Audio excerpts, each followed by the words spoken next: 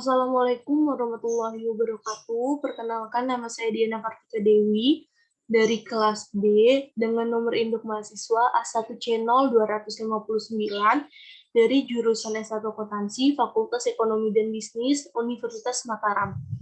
Jadi saya di sini akan menjelaskan saham BRIS, yaitu saya mengambil saham BRIS-nya dari Bank Rakyat Indonesia dengan kode saham BBRI.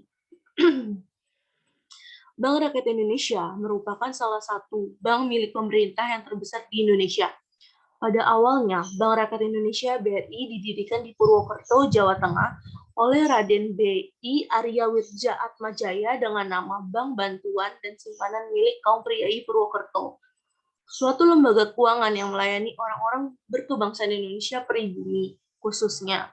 Lembaga tersebut berdiri tanggal 16 Desember 1895, yang kemudian dijadikan sebagai hari lahirnya dari Bank Rakyat Indonesia.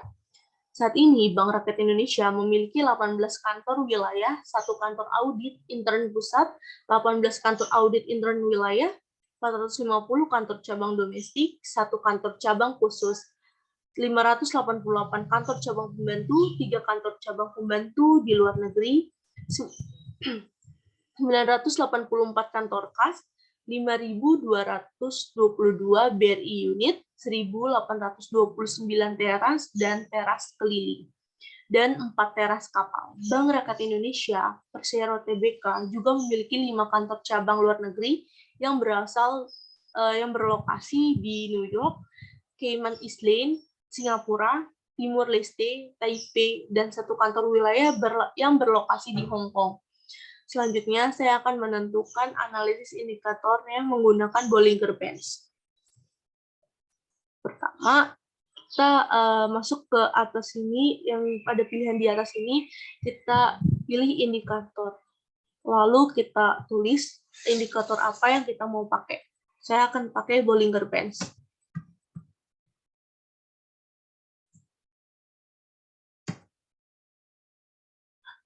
Di sini kalian bisa pilih sendiri, dan saya milihnya yang Bollinger Bands.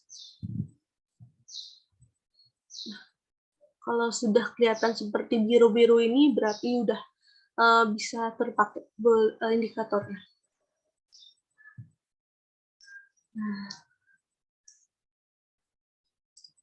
Nah, saya menggunakan indikator Bollinger Bands. Indikator Bollinger Bands ini merupakan sebuah indikator yang diciptakan oleh John Bollinger yang digunakan untuk mengukur volatilitas harga pasar. Pada dasarnya, Bollinger Bands ini mengalir kondisi market yang sedang ramai atau load, sedangkan kalau marketnya sedang sepi disebut dengan weak. Ketika market sedang ramai, maka Bollinger Bands akan kontraksi atau melebar. Dan ketika sepi marketnya, maka Bollinger Bands akan menyempit. Saya di sini akan menjelaskan terlebih dahulu garis-garis yang berada di Bollinger Bands. Di sini ada garis yang berwarna biru di atas ini. Ini merupakan garis Akreben, disebut dengan Akreben atau atap. Lalu di sini ada garis tengah ini yang berwarna kuning. Ini disebut dengan moving average atau simple moving average. Sedangkan garis di bawah sini yang berwarna biru ini disebut dengan lower band atau lantai. Lalu selanjutnya saya akan menjelaskan tentang Bollinger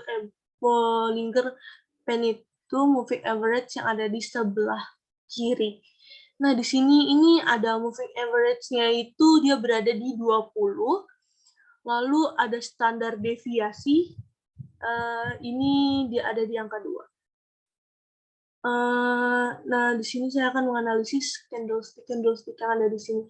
Nah, di sini ini Bank Rakyat Indonesia ini dengan kode saham BBRI, dia ini mengalami downtrend atau penurunan saham berada di 1 Maret 2022, dia mengalami penurunan di 17.045%. Nah, saya di sini selanjutnya saya akan membuat garis resisten dan support. saya menggunakan horizontal. Kalau misalkan ini untuk garis-garisnya itu ada di sebelah kanan. Nah, kalau misalkan garis horizontal ini ada di Trend Line Tools ini. Nah, tinggal pencet, terus cari horizontal line.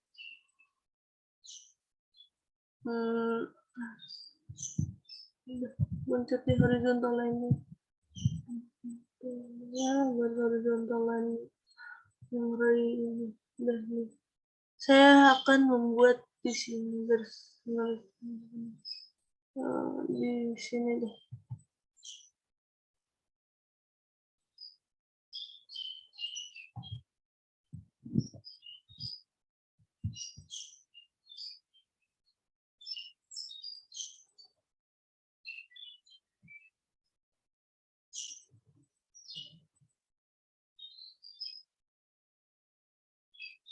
Lalu yang kedua ini di sini.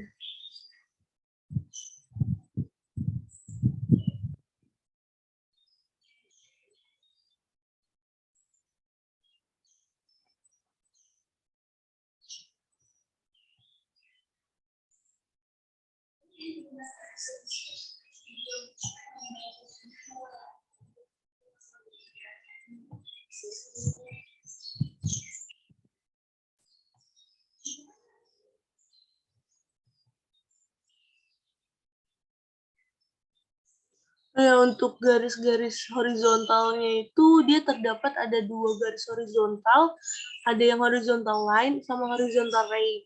Jadi kalian bisa pilih sesuka kalian atau sesuai keinginan kalian.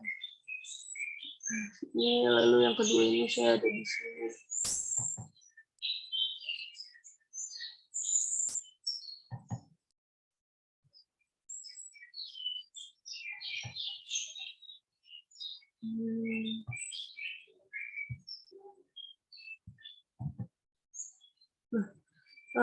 Saya akan mengubah dia warnanya. Mengubah warnanya. Saya pakai warna hijau deh. Nah, warna hijau.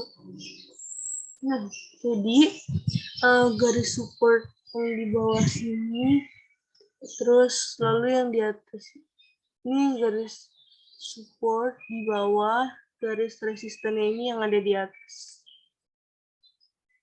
Nah, untuk Bank Rakyat Indonesia ini, saya menganalisisnya ini, dia mengalami penurunan, tetapi tidak terlalu berlebihan, tidak terlalu banyak. Dan dia juga nantinya akan mengalami kenaikan yang cukup besar, tapi nggak terlalu banyak juga. Jadinya standar.